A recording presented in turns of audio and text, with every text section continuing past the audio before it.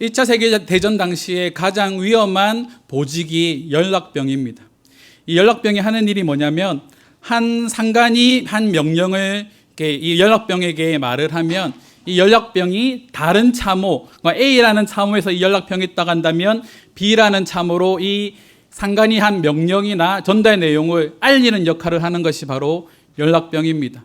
전쟁이 일어나는 가운데 총알이 빗발치고 대포가 막 날아다니고 폭발하는 그 가운데서 연락병들은요 2인 1조로 자전거를 타고 다른 참호로 이동을 합니다.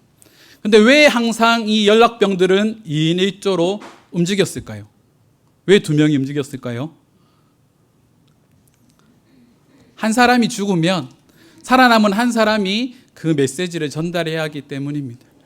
그래서 항상 2인 1조로 움직이게 되는 거죠. 우리에게도 목숨을 걸고 전달해야 하는 메시지가 있습니다. 그거는 구약시대 선지자들로부터 또한 신약에 와서는 예수님과 또한 그분의 제자들을 통하여서 사람과 사람을 통하여 또한 세대와 세대를 통하여 계속적으로 우리에게 전해지는 메시지가 있다라는 거죠. 그 메시지가 무엇입니까? 바로 복음입니다. 우리는 이 복음의 메시지를 가지고 있는 사람들입니다. 그리고 우리는 이 메시지를 가지고 지금도 열방을 향하여 나아가야 합니다. 요한복음 3장 16절 말씀에 보면 이 복음의 메시지를 잘 요약하고 있습니다. 다 같이 암송할 줄 아시죠? 우리 요한복음 3장 16절 말씀 함께 외워보도록 하겠습니다. 하나님이 세상을 이처럼 사랑하사 독생자를 주셨으니 이는 그를 믿는 자마다 멸망하지 않고 영생을 얻게 하려 하심이라. 이 말씀에는요 복음의 3가지 메시지가 담겨 있습니다. 첫 번째 메시지가 뭐냐면 하나님이 누구를요? 세상을 사랑하신다라는 메시지입니다. 이 세상이라는 단어가 복수로 쓰일 때는 우리가 알고 있는 일반적인 세상, 택함받은 자녀들을 뜻하기도 하지만 이 단어는 복수뿐만이 아니라 단수로도 사용되는 단어입니다. 다시 직역하면 하나님이 나를 사랑하사 누구를 주셨다고요? 독생자를 주셨다라는 거죠. 나를 사랑하셨다라는 게 중요한 메시지입니다. 하나님이 나를 사랑하셔서 그 예수 그리스도를 나를 위하여 보내주셨다라는 게 바로 복음의 첫 번째 메시지입니다. 이 복음의 두 번째 메시지는 하나님이 나를 사랑하셔서 그 아들 예수를 대속제물로 보내주셨다라는 사실입니다. 우리의 죄를 대신하셔서 죽을 수밖에 없는 나의 죄를 대신하셔서 그분의 아들을 제물로 삼아주시고 또한 그분의 아들을 믿는 자들에게 하나님의 자녀가 되는 건세를 주셨다라는 거죠. 예수님께서는 친히 부활의 첫 열매가 되셔서 그분을 믿는 자들에게 이 부활에 동참할 수 있는 은혜를 우리에게 주셨다라는 겁니다. 그래서 세 번째 복음의 메시지가 뭐냐면 예수를 믿는 자는 멸망하지 않고 영생을 얻게 된다는 사실입니다. 여러분들은 이 사실을 믿으십니까? 이것이 우리 안에 큰 확신으로 남아 있어야 하는 거죠. 그 복음이 우리에게 확신이 되었을 때 우리는 이 복음을 가지고 세상에 나가 이 복음이 참된 복음임을, 참된 진리임을 전할 수 있다라는 겁니다. 이 복음을 전하는데 자신의 평생을 바친 한 사람이 있습니다. 우리가 잘 알고 있는 사도 바울입니다. 사도 바울은요 다메섹 도상에서 예수님을 인격적으로 만나게 되고 그곳에서 이방인의 사도로 부르심을 받게 됩니다. 이방인의 사도로 부르심을 받은 이 바울이 유럽 가운데 처음 세운 교회가 오늘 우리가 살펴볼 빌립보 교회입니다. 빌립보 교회는요 선교적 차원에서도 큰 의미를 가집니다. 빌립보 지역 이전까지 바울이 복음을 전할 때는 해당을 중심으로 복음을 전했습니다. 그리고 그 1차 청중이 남성들입니다. 하지만 이 빌립보 지역을 기점으로 바울의 메시지가요 남성들에게 뿐만이 아니라 여성들에게 전해지기 시작을 했습니다. 일반적으로 이 빌립보 지역에서 바울이 복음을 전했을 때 그 1차 청중이 여성들이었다고 알려져 있습니다. 빨레터에서 복음을 전했다라고 이렇게 알려져 있는데 우리가 잘 알고 있는 사도행전 16장에 나오는 자세곡간 장사 루디아가 이때 복음의 말씀을 듣고 회심을 하게 되는 사건이 일어납니다. 또 빌립보에서 유명한 한 사람이 있죠. 간수. 바울과 실라가요 복음을 전하는 가운데 바울이 귀신 들린 요종을 이렇게 귀신을 쫓아내는 사건이 있습니다. 이 요종에게서 귀신이 나가는 것을 보고 자신의 수익원이 끊겼다라고 생각한 이 주인은요 바울과 실라를 고소했고 바울과 실라는 감옥에 갇히게 되는 거죠. 감옥에 갇힌 두 사람이 찬송을 합니다. 좌절하지 않고 그곳에서 열심히 찬송을 하는데 어떤 역사가 일어납니까? 옥문이 열리고 수갑이 풀어지는 거죠. 그때 이 간수가 자신의 목숨을 끊으려고 할 때 바울이 그 간수를 부릅니다. 내가 여기 있으니 안심하라고 말을 하는 거죠. 이 사건 이후에 간수가 이 바울과 실라를 자신의 집으로 데리고 갑니다. 그리고 그곳에서 복음의 메시지를 듣게 되는 거죠. 그들이 훗날 이 빌립보 교회의 주축이 되게 됩니다. 자색옥감 장사 루디아와 이 간수를 통하여서 빌립보 교회가 세워지기 시작했다라는 거죠. 그렇기 때문에 바울은요 이 교회에 대한 엄청난 애착을 가지고 있습니다. 저도 개척을 해보니까 제가 세움 교회에 대해서 애착을 가지겠습니까? 제가 섬기는 교회가 아니기 때문에 저는 세움 교회에 대한 애착이 그렇게 크진 않습니다. 어느 정도 애착은 있죠. 제가 이 교회가 개척되어지는 과정들을 가장 측근에서 지켜봤기 때문에. 그래서 이 교회가 그렇게 낯설지가 않습니다. 항상 이 교회를 생각하고 함께 기도하고 함께 서로 이정화 목사와 중보하고 있습니다. 그럼에도 불구하고 제가 저희 교회를 생각하는 마음과 이정화 목사가 이 교회를 생각하는 마음이 같을까요? 다르다라는 거죠. 이 빌립보 교회에 대한 바울의 마음도 그와 같다라는 겁니다. 자신이 복음을 전해서 채운 천유럽에 세운 교회인데 이 교회에 대한 마음이 얼마나 크겠습니까?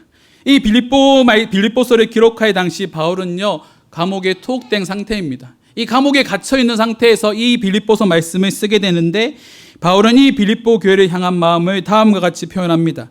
3절과 4절 말씀해 보면 내가 너희를 생각할 때마다 나의 하나님께 감사하며 간구할 때마다 너희 무리를 위하여 기쁨으로 항상 간구함은.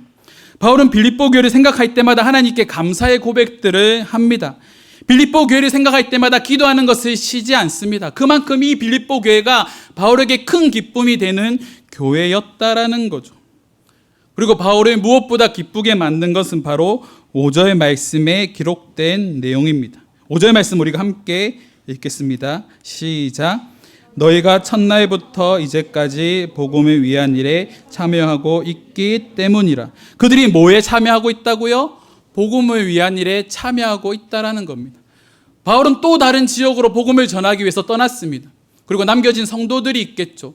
대부분의 교회들이 이 한 목회자로 인해서 좌지우지 될 때가 많이 있습니다. 목사님의 카리스마에 이끌려가는 옛날에 우리 60대, 70대 목사님들이 하셨던 그 목회적 카리스마로 이끌렸던 그런 교회들은 대부분 목사님 한 분이 이렇게 자리를 비우게 되면 흔들리거나 붕괴되는 모습들 참 많이 보아왔습니다. 이 바울이 이 빌립보 교회 가운데 부재하고 있는 그 상황에서도 이 교회는 흔들리지 않고 무엇을 위한 일을 위해서 달려가고 있다고요? 복음을 위한 일을 위하여서 달려가고 있다라는 겁니다. 더 놀라운 사실은 바울이 복음을 전하다가 감옥에 투옥되었다라는 사실을 듣고 이들은 낙심하고 낭망하는 것이 아니라 더 복음을 위한 일로 자신들을 내어 던졌다라는 거죠. 우리나라에도 이와 같은 비슷한 일이 있습니다. 우리나라에도 믿음의 좋은 선배들이 참 많이 있습니다. 대부분 사람들이 존경한다고 말하는 주기철 목사님이라 우리 참 많이 들어왔을 겁니다. 주기철 목사님께서요 감옥에서 온갖 고문을 당하시고 스스로 이제 더 이상 살 소망을 잊고 이 예수를 부인하고 싶다라는 생각이 들 때에 그의 어머니가 찾아와서 이 주기철 목사님께 한 이야기가 있습니다. 목사님은 조선교회의 미랄이 되어야 합니다. 목사님이 순교하셔야 조선교회가 무너지지 않습니다. 이게 어머니가 할 말일까요? 자식에게 순교의 자리로 자식을 막 몰아넣습니다. 목사님이 이 자리에서 죽어야지만, 목사님이 이 자리에서 하나의 미랄이 되어 죽어야지만 조선교회가 다시 일어날 수 있다라고 말하고 있는 거죠. 이 말씀을 받은 주기철 목사님의 마음이 어떻겠습니까? 내가 정말 죽어야 하는가? 나는 살아서는 안 되는가라는 고민들을 하지 않았을까요? 하지만 주기철 목사님은요, 이 어머님의 말씀을요, 하나님의 말씀으로 받아들입니다. 그리고 담대하게 순교의 자리로 나아가는 거죠. 주기철 목사님이 심호하고 있던 교회는 리더를 잃었습니다. 그분은 순교를 했기 때문이죠. 놀라운 사실은요, 주기철 목사님이 순교함과 동시에 그 교회 성도들이 이 복음에 대한 마음들이 더 크게 불타올랐다라는 겁니다. 죽음을 두려워하지 않고 이 복음을 전하는 일에 그들이 더욱더 자신들을 내어 던졌다라는 거죠. 어떻게 이와 같은 일이 가능할까요? 어떻게 죽음까지도 이겨낼 수 있는 이러한 믿음이 그들의 삶 가운데 나타나기 시작했을까요? 그것이 바로 복음이 가지고 있는 능력 때문입니다. 이사야서 61장 1절에서 3절 말씀에 보면요, 복음의 능력에 대해 다음과 같이 말합니다. 마음이 상한 자를 고치며 포로된 자에게 자유를, 갇힌 자에게 노임을 선포하며 모든 슬픈 자를 위로하고 슬픔을 대신하여 장성으로 바꾸게 함이라. 어떤 능력이 일어난다고요? 마음이 상한 자, 포로된 자, 갇힌 자에게 노임이 선포되고 슬픔 가운데 휩싸여 있던 사람이 찬송으로 그의 삶이 바뀌게 된다라는 거죠. 여러분, 이와 같은 것들을 경험한 적이 있으십니까? 내가 그리스도를 믿게 되었을 때 나의 슬픔을 기쁨으로 바꾸시는 하나님의 역사를 여러분들 경험한 적이 있으십니까? 저는 모태신앙으로 자랐습니다. 아버지가 목사님이시고요, 한평생을 교회에서 떠난 적이 없습니다. 근데 저는요, 21살 때 예수님을 인격적으로 만났습니다. 군대를 갔는데 그때는 제가 너무 혈기가 왕성해서 고참이 이렇게 계속해서 갈구고 하니까 그 고참에게 하극상을 했습니다. 남자들은 알잖아요. 군대에서 하극상하면 어떻게 됩니까? 그 다음 날부터 죽는 겁니다. 제가 아침 저녁으로 쓰레기장에 불려가서 1시간, 2시간씩 두드려 맞았고요. 그냥 이 시멘트 바닥에서 원상폭격, 이렇게 머리 박는 거 있죠. 그거를 40분, 50분은 기본으로 하고 있으니까 밤마다 밤에 잘 때 이렇게 머리를 만지면 머리에서 막 핏가루가 떨어졌습니다. 그때는 이게 혈기가 아직까지 왕성해서 죄송합니다. 이런 표현 써도 될지 모르겠지만 내가 죄송합니다. 한 번만 쓰겠습니다. 내가 저 새끼들 밖에 나가서 전역하면 다 죽여버리겠다 라는 말을 계속해서 이렇게 되뇌이고 있었습니다. 근데 한 달까지는 그랬는데 이 구타가요 2달이 넘어가니까 사람이 피폐해지더라고요. 처음에는 이 악이 바치는데 나중에는 어떤 감정에 휩싸이기 시작하냐면 자살하고 싶은 충동이 막 일어나기 시작을 했습니다. 그래서 이 자살하고 싶은 충동이 막 이렇게 머리 끝까지 차올랐을 때 이게 배운 게 도둑질이라고, 어릴 때부터 어머니 말씀 읽으시고 기도하는 모습을 제가 봐오면서 자랐기 때문에 내가 죽기 전에 성경이라도 한번 읽어보자라는 생각으로 이등병 때 새벽에 근무를 마치고 이렇게 내무실로 들어와서 이 조그마한 포켓용 성경을 제 속옷에 넣고요, 고참 몰래 화장실에 가서 그 성경을 펼치고 성경을 읽기 시작을 했습니다. 참 놀라운 것은 저는 그곳에서 하나님을 인격적으로 만나게 되었습니다. 다른 사람들처럼 수련회나 예배를 드릴 때 예수님 만나면 얼마나 좋겠습니까? 근데 저에게는 그 화장실이 은혜의 장소가 되었다라는 거죠. 또 다음 날이 되었는데 똑같이 구타를 당하고 욕을 먹는데도 제 안에 달라진 모습이 있습니다. 더 이상 그것들이 저를 짓누르거나 무너뜨리지 않는다라는 거죠. 하나님께서 저에게 끝까지 말씀하시는, 계속적으로 반복해서 말씀하시는 메시지가 하나 있었는데 그게 뭐냐면 당신은 하나님의 자녀입니다. 절대로 포기하지 마십시오라는 그런 메시지였습니다. 지금 이 메시지가요, 절실히 필요한 시대를 우리가 살아가고 있습니다.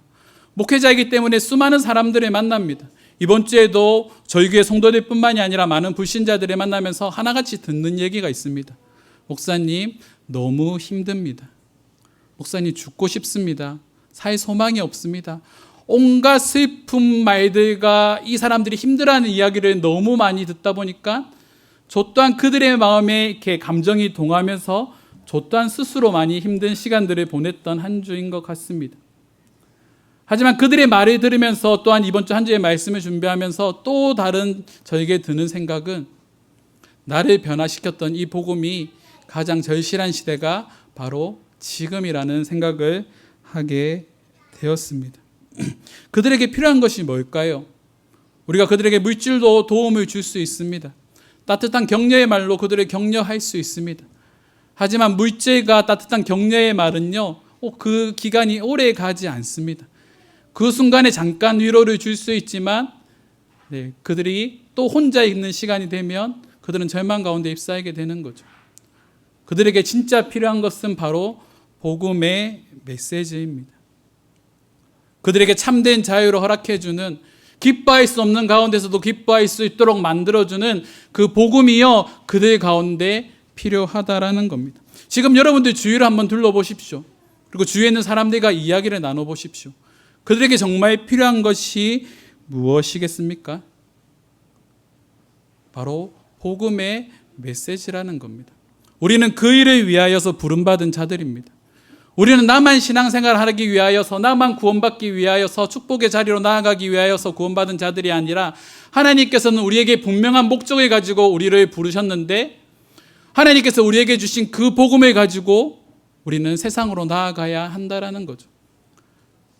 하지만 그 복음에는요, 또 다른 이면이 있습니다.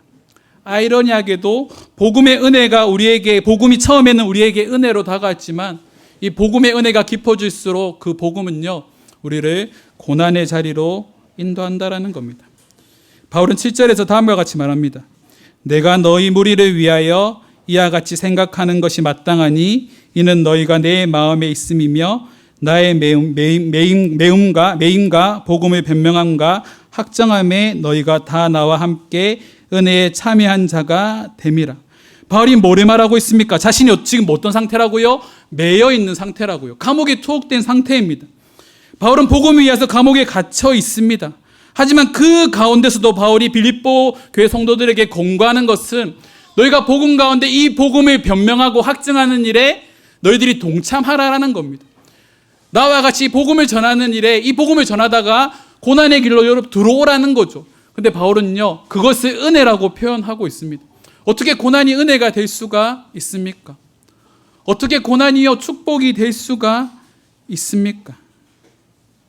하지만 바울은 그것을 은혜라고 고백하는 거죠. 많은 사람들이 마음의 위로를 얻기 위해서 종교 생활을 합니다.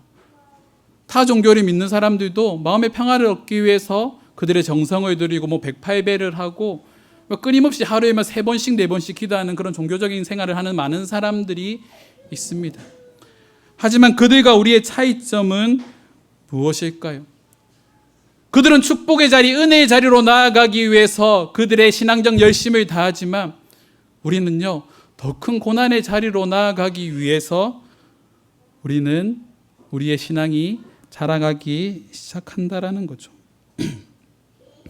우리가 믿는 그 예수 그리스도가 먼저 그 길을 걸어가셨기 때문입니다. 모순이지 않습니까? 우리가 믿는 그 믿음의 대상이 이미 십자가의 길을 걸어가셨고 자기를 부인하는 삶을 사시면서 우리에게 구원의 길을 허락해 주셨는데, 우리가 믿는다고 고백하는 그분의 길을 따르지 않는 것이 우리의 모습이라고 한다면 우리의 신앙은 모순이 되는 거죠. 그래서 하나님은 항상 우리를 고난의 자리로 초대하십니다. 하나님은 나를 위한 삶의 자리로 초대하는 것이 아니라 하나님을 위한 자리로 우리를 초대하시는 거죠. 또한 하나님을 위한 그 초대의 자리는요, 또한 세상 사람들을 향하여 믿지 않는 절망 가운데 살아가는 그 사람들에게 이 복음의 메시지, 희망의 메시지를 전하기 위하여서 하나님은 우리를 도구로 사용하신다라는 겁니다. 그 귀한 자리에 우리가 부르심을 받았다라는 거죠. 그래서 바울은요, 빌립보서 1장 20절 21절 말씀에 보면 다음과 같이 말합니다. 나의 간절한 기대와 소망을 따라 아무 일에든지 부끄러워하지 아니하고 지금도 전과 같이 온전히 담대하여 살든지 죽든지 내 몸에서 그리스도가 존귀하게 되려 하나니 이는 내게 사는 것이 그리스도니 죽는 것도 유익함이라. 내게 사는 것이 누구라고요? 그리스도니 죽는 것도 유익하다라고 말합니다. 사랑하는 성도 여러분, 우리가 세상 가운데서 온전히 죽어야 됩니다. 우리가 세상 가운데서 온전히 나를 죽이고 우리의 삶을 통하여서 그리스도를 드러내기 시작할 때 나의 입술의 고백과 나의 거룩한 삶을 통하여서 그리스도를 드러내기 시작할 때 그 가운데 놀라운 역사가 일어나기 시작된다라는 거죠.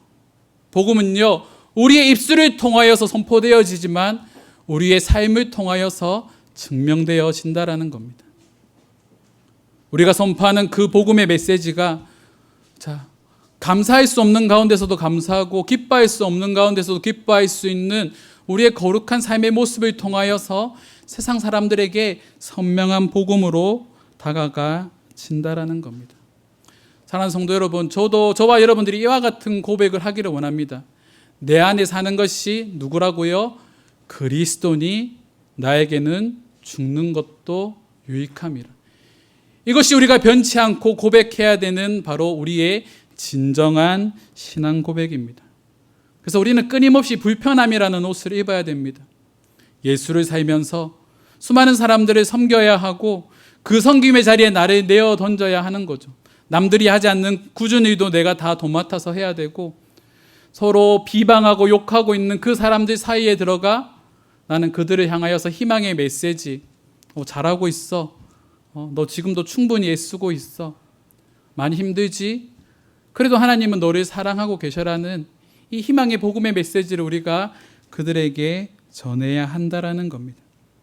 그 일을 위해 귀하게 쓰임받는 세운교회 성도들이 되기를 원합니다. 그래서 우리에게 훈련이 필요합니다. 나의 신앙을 되돌아봤을 때 여전히 내가 제자리 걸음으로 머물러 있다고 한다면 우리는 우리의 믿음이 자라가기 위하여서 끊임없이 노력해야 합니다. 그것을 바울은 9절과 10절 말씀에서 말을 하고 있습니다.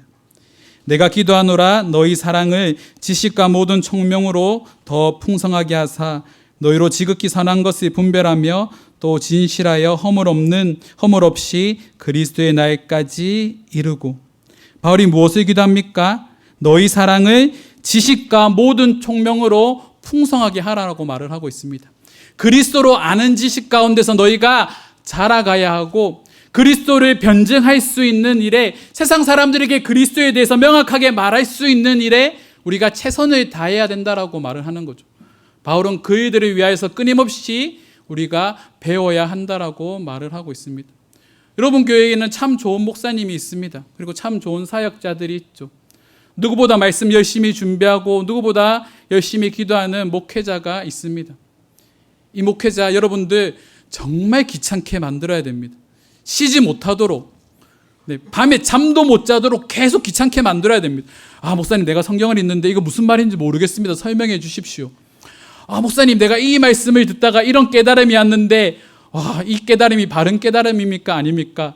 제가 예전에 사역했던 한 교회는요, 한 집사님이 너무 열심히 있으셔서 헬라어 성경책을 가지고 오셔서 말씀을 물어보는 분도 이렇게 계셨거든요.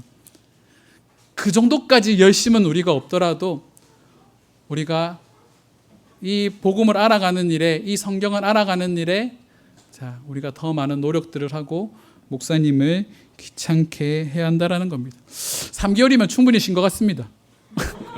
충분히 더 귀찮게 해도 이제는 잘 견딜 수 있는 내공이 좀 쌓여 있을 것 같습니다. 많이 귀찮게 하시기 바랍니다. 이 어려운 시기에 저는요, 저와 여러분들이 세상의 빛과 같은 존재가 되었으면 좋겠습니다. 오늘 우리가 읽지는 않았지만 바울은 이 빌립보서 말씀을 통하여서 우리가 세상 가운데 복음에 합당한 삶을 살아가라고 공고하고 있습니다. 그리고 우리를 향하여서 너희는 세상의 빛이다라고 말을 하고 있는 거죠. 이 빛은요, 우리의 착함과 의로움과 진실한 삶을 통하여서 세상에 비춰지게 됩니다. 사랑하는 성도 여러분, 이 복음의 메시지를 가지고 세상으로 나아가십시오. 그리고 그들에게 참된 빛이 되어주시기 바랍니다. 그 길을 걸어갈 때 우리에게 고난이 있을 수도 있습니다. 우리에게 핍박이 있을 수도 있죠. 하지만 그 길을 묵묵히 걸어갈 때에 어떤 역사가 일어납니까? 11절 말씀에 보면 예수 그리스도로 말미암아 의의 열매가 가득하여 하나님의 영광과 찬송이 되기를 원하노라. 우리를 통하여서 의의 열매가 열리게 된다라는 겁니다. 나의 헌신과 섬김을 통하여서 한 영혼이 하나님께로 돌아오는 역사가 일어나게 된다라는 거죠. 그 일을 위하여서 우리가 수많은 거절들과 조롱들과 핍박들을 당해도 그것이 우리의 삶의 믿음의 흔적들이 될 줄 믿습니다. 말씀을 정리하겠습니다. 네이라 와히드라는 사람이 쓴 흉터라는 시가 있습니다. 이 시의 내용에 보면 이런 내용이 있습니다. 흉터가 되라, 어떤 것을 살아낸 것을 부끄러워 말라. 이 시와 함께 떠오르는 한 사람이 있습니다. 유퀴즈 언더블럭이라는 프로를 보십니까? 거기에 성형외과 의사 겸 타투이스트인 조명신 씨가 출연한 적이 있습니다. 이 MC가 그 조명신 씨에게 물었습니다.